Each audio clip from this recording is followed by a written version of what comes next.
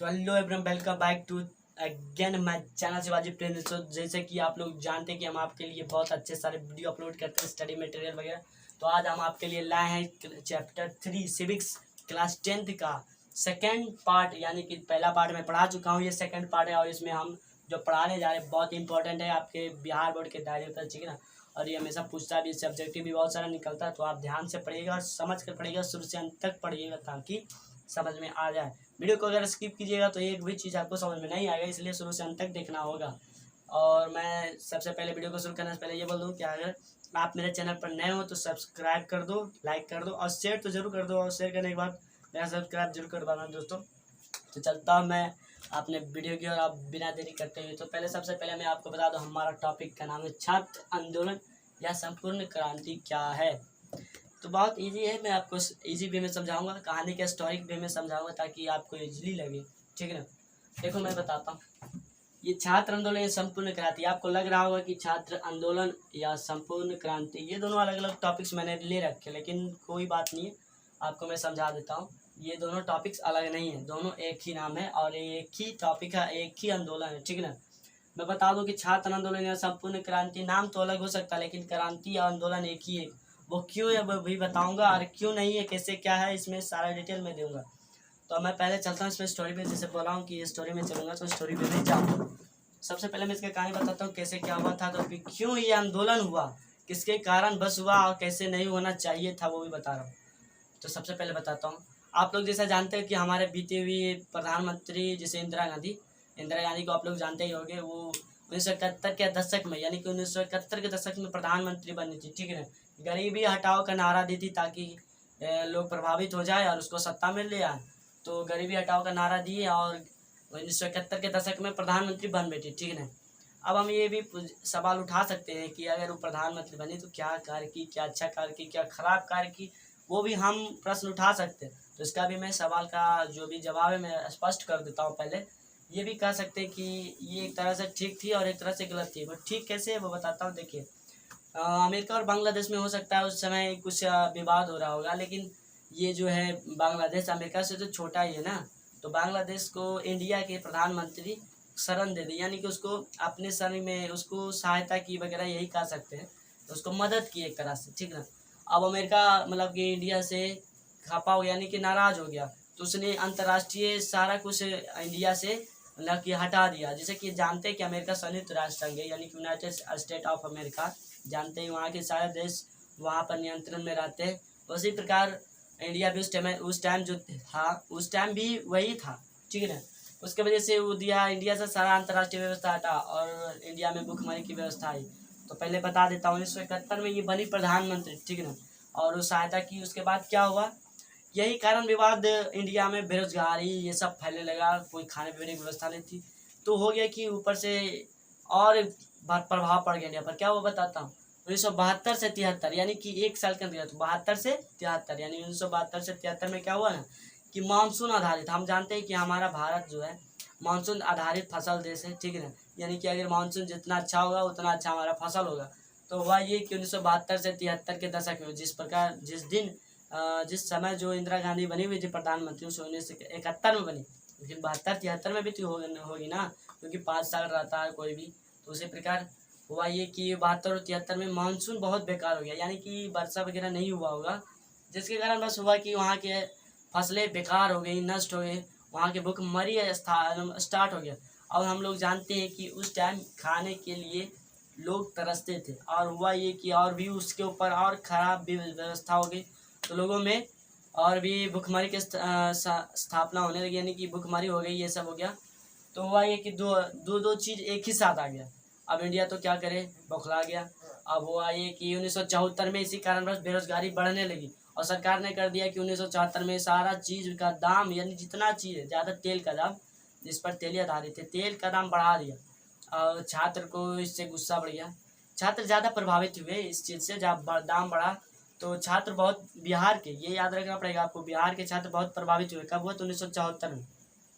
अब वो गुस्सा में खड़ा उठ गए और उनके लिए नेतृत्व कौन करेगा, यानी कि एक आंदोलन छेड़ना चाहे, यानी पूरा जितना भी छात्र बिहार के थे सबने आंदोलन छेड़ना चाहे कि सरकार से इस चीज़ को हटाने के लिए हम व्यवस्था करवा देंगे। क्यों इतना महंगाई बढ़ा दिया गया इंडिया में। तो इसका एक कारण भी बोल सकते हैं कि सरकार तो एक लापरवाही की कि अंतर्राष्ट्रीय विवाद कर दी, यानी कि बांग्लादेश को शरण दिया, जिसके कारण इंडिया में भुखमरी मरी और इंडिया का दाम बढ़ गया सारा सामान का। तो ये एक तरह से इंदिरा गांधी को भी हम ब्लेम कर सकते हैं, लेकिन अब वो उनके दौर पर नहीं है, तो आगे बता देता हूँ। वह है कि वो आंदोलन छेड़ दी, लेकिन उनको समझ में नहीं आया कि किस तरह से आंदोलन करना चाहिए, क्या करना चाहिए। तो इन्होंने सोचा कि कोई बड़े आदमी का सहारा लिया जाए, बड़े आदमी यानी कि कोई जान पहचान आदमी का सहारा लिया, जिससे कारण हमारा आंदोलन सफल हो जाए। तो इन्होंने क्या किया, जयप्रकाश नारायण को पकड़ा, यानी कि वो एक सफल और कूटनीतिज्ञ और राजनीतिक व्यक्ति थे, जो कि राजनीति भी बहुत अच्छे से जानते थे। जयप्रकाश नारायण को मतलब कि आमंत्रित किया, रिक्वेस्ट किया, ये बोल सकते हैं रिक्वेस्ट किया। और रिक्वेस्ट करने के बाद क्या किया कि उनको आमंत्रित किया कि हमारे आंदोलन को सफल बनाइए। अब हुआ ये कि ये तो राजी हुए, लेकिन हुए एक शर्त पर राजी। इन्होंने कहा कि मारपीट नहीं होनी चाहिए, यानी कि अहिंसकवादी से हम एकदम शांतिपूर्वक आंदोलन करेंगे, चाहे वो आंदोलन पूरे भारत में क्यों ना छिड़ जाए, लेकिन शांतिपूर्वक होगा, तभी हम इसका अनुयायी बनेंगे, यानी कि नेता बनेंगे, आगे रहेंगे। कोई भी आंदोलन का पर नेता होता है, उसी प्रकार ये जयप्रकाश नारायण उसके नेता बने, और यही उनका एक था शर्त। उसके बाद हुआ ये कि इन्होंने इंदिरा गांधी को बहुत सारे चीज़ों से हटाने की कोशिश की, यानी कि इंदिरा गांधी की वजह से नहीं भारत में इतना सारा कुछ हुआ था, तो वे डायरेक्ट पकड़ लिए इंदिरा गांधी को और उनको हटाने की कोशिश की। चूँकि जयप्रकाश नारायण एक जाने माने व्यक्ति थे, तो उनको सब जानता था। तो इन्होंने एक पहले प्रयास किया क्या कि विभिन्न क्षेत्रों से, जैसे हो गया डॉक्टर, इंजीनियरिंग वगैरह, बहुत सारे क्षेत्रों से लोगों को प्रभावित कर दिया कि आओ सब हमारा साथ दो, हम अकेले क्या करेंगे। सब आया विभिन्न क्षेत्रों से और छात्रों की सहायता करवाया, और हुआ ये कि सब कूद पड़े इस आंदोलन में। उनको देखा कि जयप्रकाश नारायण का उत्साह देकर सब कूद पड़े, और हुआ ये कि सब आगे मिल गए। और मिलने के बाद बहुत संख्या में इन्होंने 1975 में पैदल मार्च की यात्रा की, यानी कि मार्च पास्ट जो अभी होता है ना, पैदल मार्च करते आंदोलन करते, वही एकदम पूरा बिहार से लेकर चले गए कहाँ तक, दिल्ली तक 1975 में। उस समय का यानी कि 1975 के समय में, उस समय में वह दिल्ली का यानी पूरे भारत भी बोल सकते हैं, पूरे भारत का सबसे बड़ा आंदोलन था, ठीक है। 1975 ईस्वी में यह ऑब्जेक्टिव में पूछता है कि भारत का सबसे बड़ा आंदोलन कब मनाया, मतलब कब हुआ था, ठीक है ना। तो 1975 बोल सकते हैं। क्यों हुआ था तो जान ही गए। और ये आगे बढ़े, ठीक है। फिर ये आगे बढ़े, आगे बढ़ने के बाद क्या हुआ पता है, इन्होंने बोल दिया कि यह जो इंदिरा गांधी है, यह व्यक्तिगत रूप से या कानूनी रूप से कोई भी कार्य नहीं कर रहे हैं, वो अपने मनमानी कर रहे हैं। यानी कि एक तरह से बोल सकते हैं जिस तरह हिटलर था, यानी कि अपने मनमानी कार्य करता था, उसी तरह इंदिरा गांधी भी करना शुरू कर दी। तो इन्होंने इंदिरा गांधी को टारगेट ले लिया और कहा दिया कि इनको हटाया जाए। तो इन्होंने एक न्यायालय में अपना पोस्ट करवाया, कहा कि इनको हटा दिया जाए। तो इनके लिए क्या किया गया बताते हैं, देखिए। ये हुआ कि हमारे एक क्या बोला जाए कि न्यायालय था, ठीक ना। उस न्यायालय से इनको क्या किया गया, एक मैसेज भेजा गया कि आप रिजाइन करिए फटाक से, आपके लिए सब रिजाइन करवाने के लिए सब तत्पर है। तो रिजाइन करने के लिए तत्पर तो सब थे, लेकिन इंदिरा गांधी मानी नहीं कि हम रिजाइन करवे नहीं करेंगे, एकदम नहीं करेंगे, चाहे न्यायालय हो कोई भी है, कुछ नहीं। तो कानूनी ढंग से उनको यानी कि गैर घोषित कर दिया गया कि ये कानूनी ढंग से काम नहीं कर रहे। न्यायालय, उच्च न्यायालय भी इनको कानूनी गैर से हटा दिया, यानी कि उसको सत्ता से हटाने की कोशिश की। फिर हुआ कि इंदिरा गांधी को पावर थी प्रधानमंत्री की, 1975 में आपातकालीन की घोषणा कर दी। समझाता हूँ क्या है आपातकालीन, देखो बताता हूँ। आपातकालीन होता है ना, कोई इमरजेंसी काम होता है, जैसे कि भारत में जैसे कोरोना वायरस आया था, तो उसी प्रकार आपातकालीन लग गया था पूरा इंडिया में, रेड जोन, ग्रीन जोन, ये सब हुआ था।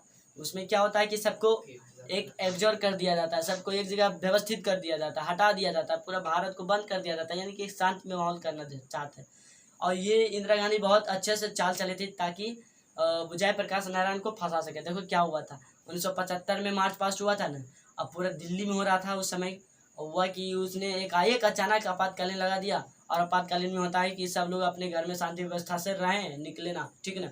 अब हुआ कि सब तो सड़क पर वो आंदोलन कर रहे थे, तो उसमें तो आपातकालीन के तरफ से सबको घर में रहना चाहिए, लेकिन नहीं रहे थे सब, क्योंकि सब तो आंदोलन कर रहे थे। बेचारे क्या पता था कि अचानक लग जाएगा, और सबको उसी बहाने गिरफ्तार कर करके दिया, मतलब जेल में डाल दिया, ठीक है। जेल में डालने के बाद हुआ ये कि ये तो एक षड्यंत्र रचा गया कि जेल में डाल दो। तो फिर जेल में डालने के बाद जयप्रकाश नारायण बेचारों को लास्ट में उनको भी जेल में डाल दिया गया। लेकिन अभी तक यहाँ ख़त्म नहीं है हमारा कहानी, और भी आगे है।